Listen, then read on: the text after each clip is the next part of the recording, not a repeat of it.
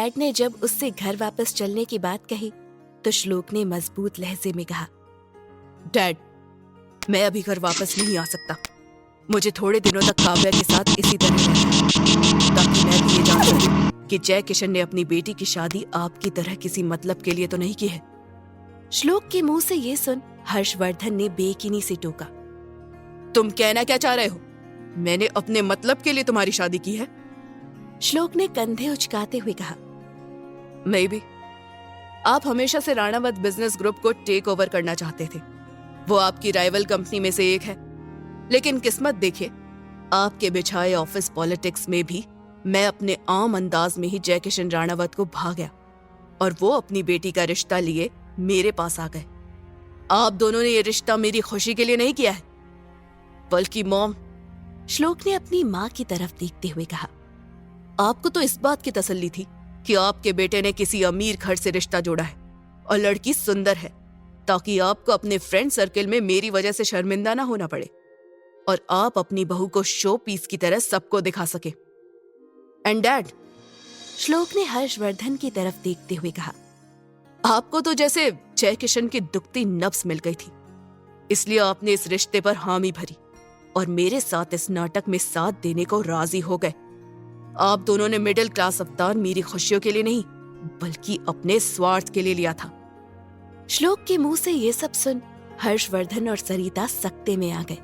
हर्षवर्धन ने नाराजगी भरे भाव में कहा, हमने तुम्हें तुम्हारे हिसाब से लड़की पसंद करने का मौका दिया था और अब तुम हमारे ऊपर ही अपनी खुशियां छीनने का इल्जाम लगा रहे हो। मैं आपको कोई ब्लेम नहीं कर रहा हूं। श्लोक ने थके अंदाज में कहा, मैं बस आप दोनों से थोड़ा और टाइम चाहता हूं। बोलते हुए श्लोक ने आगे की बात मन में ही कही, ताकि काव्या ने मेरे साथ ऐसा क्यों किया मैं पता लगा सकूं। सबने मुझे अपने मतलब के लिए इस्तेमाल किया है, लेकिन काव्या, मेरा दिल ये मानने के लिए तैयार क्यों नहीं है कि तुमने मुझसे सच कहा है। ऐसा क्यों लग रहा है कि तुमने किसी मजबूरी में आकर ये सब किया है? तुम ऐसी नहीं हो सकती। धप की आवाज के साथ श्लोक की सोच टूटी। उसने गाड़ी का दरवाजा बंद होते हुए देखा। उसने देखा उसके माँ बाप गाड़ी से उतरकर रोड क्रॉस कर रहे थे। उसने उन्हें सड़क किनारे दूसरी तरफ पार्क की हुई स्कॉर्पियो में बैठते हुए देखा और फिर लंबी सांस अंदर खींचकर बाहर छोड़ी। अपने सिर को बैक सीट से टिकाया। श्लोक को पता था कि उसके मॉम डैड उससे काफी ज्यादा नाराज हो गए हैं, लेकिन श्लोक अभी खुद को अंदर से टूटा महसूस कर रहा था। काव्या से मिलने के बाद से उसे अपने सीने में टीसें उठती महसूस हो रही थी। ऐसा लग रहा था कि किसी पुराने जख्म को कुरेद दिया गया हो। श्लोक ने खुद को शांत करते हुए गाड़ी की चाबी घुमाई और एक झटके में गाड़ी स्टार्ट कर खाली सड़क पर दौड़ा दी। उसका जहन आज से 3 महीने पीछे चला गया, जब वो अपनी पढ़ाई पूरी करके पूरे 5 साल बाद लंदन से इंडिया वापस लौटा था। मुंबई के नामी इलाके वर्सोवा में बने बंगले नंबर 3 में उस संडे की शाम काफी चहल पहल का माहौल था। Business tycoon mister Harshvardhan Mehra का इकलौता बेटा श्लोक मेहरा आज अपने डबल मास्टर्स की पढ़ाई पूरी करके लंदन से इंडिया वापस आ रहा था।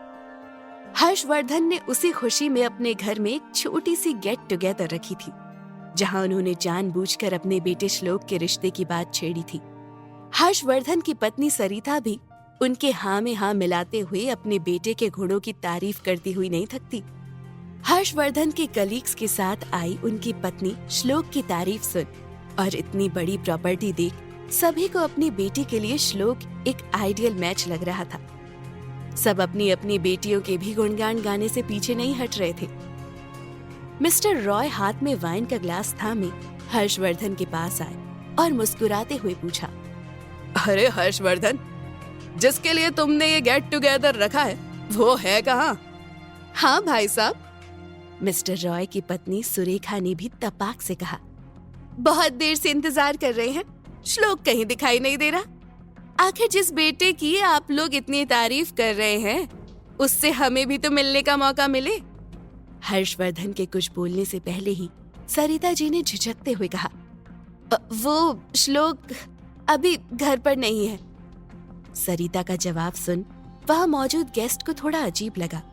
जिस बेटे की वो आदर्श होने की बात कर रहे थे वो उसके लिए रखी पार्टी में मौजूद ही नहीं था। जब पार्टी में मौजूद लोगों ने श्लोक से मिलने की बात छेड़ी तो सरिता मेहता ने बिना सोचे समझे ही बोल दिया, वो पार्टी में नहीं आ सकता। सरिता का जवाब सुन वहां मौजूद गेस्ट को थोड़ा अजीब लगा। सभी ने सवालिया नजरों से हर्षवर्धन की तरफ देखा तो हर्षवर्धन ने जल्दी से बात संभाली। अरे सरिता के कहने का मतलब ये है कि हमने श्लोक के आने की खुशी में आज पार्टी पहले ही रख ली थी, लेकिन कल रात उसकी फ्लाइट खराब मौसम के कारण कैंसिल हो गई। वो दूसरी फ्लाइट का शेड्यूल चेक कर रहा है, लेकिन उसमें थोड़ा टाइम लगेगा, इसलिए श्लोक ने खुद ही हम दोनों से कह दिया था कि ये पार्टी लास्ट टाइम पर उसकी वजह से कैंसिल ना करे। बोलते हुए हर्षवर्धन ने सरिता की तरफ देख आंखों ही आंखों में कुछ इशारा किया। हर्षवर्धन की बातों में कितनी सच्चाई थी ये तो पता नहीं, लेकिन वहां मौजूद लोग फिर से गपशप में बिजी हो गए। सरिता मेहरा हर्षवर्धन का इशारा मिलते ही ऊपर कमरे की तरफ गई और दूसरी मंजिल पर बने राइट साइड के एक कमरे का दरवाजा खोलकर अंदर झांका। आईने के सामने खड़ा श्लोक अपने बालों में कंघी कर रहा था। आहट होते ही वो पीछे मुड़ा और सरिता को देखकर मुस्कुराते हुए बोला, मॉम, आपको आने की जरूरत नहीं थी, मैं खुद नीचे आ रहा था। बोलते हुए उसने कंघी ड्रेसिंग टेबल पर रखी और सरिता के सामने जाकर पूछा, तो कैसा लग रहा हूं मैं? सरिता ने अपने बेटे को थोड़े लाड से देखा। ब्लैक पैंट पर फॉर्मल स्काई ब्लू शर्ट पहने, बाईं कलाई में मौजूद घड़ी उसके 6 फुट पर्सनैलिटी को शानदार बना रही थी। उसके घने बाल जो माथे पर हल्के से बिखरे थे, उसके चेहरे पर मौजूद हल्की दाढ़ी के साथ काफी सूट कर रहे थे।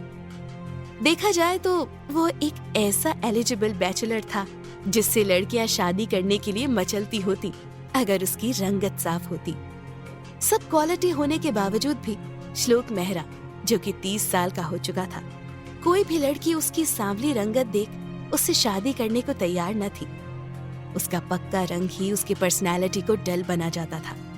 इसलिए हर्षवर्धन और सरिता ने उसे कुछ सालों के लिए कंट्री से बाहर भेज दिया था ताकि वहां के हवा पानी में शायद श्लोक की रंगत पर भी असर पड़े, लेकिन इसका कोई फायदा नहीं हुआ। श्लोक के चेहरे की रंगत अपने फैमिली मेंबर से बिल्कुल ही अलग थी।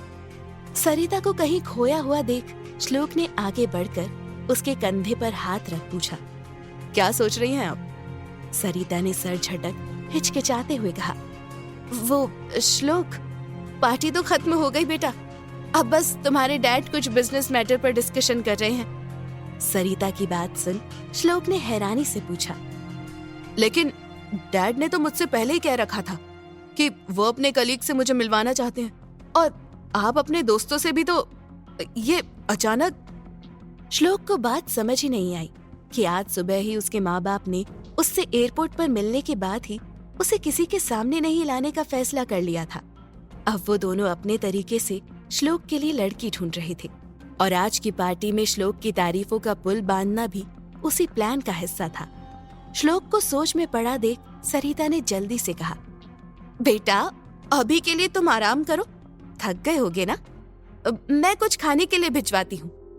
बोलते हुए सरिता जल्दी से दरवाजा बंद करते हुए कमरे से बाहर निकल आई और बाहर आहिस्ता से हाथ में पकड़ी चाबी से कमरे को लॉक करते हुए मन ही मन कहा, मुझे माफ कर देना बेटा, लेकिन तुम्हारी शादी अब तभी मुमकिन है जब तक तुम सामने ना हो।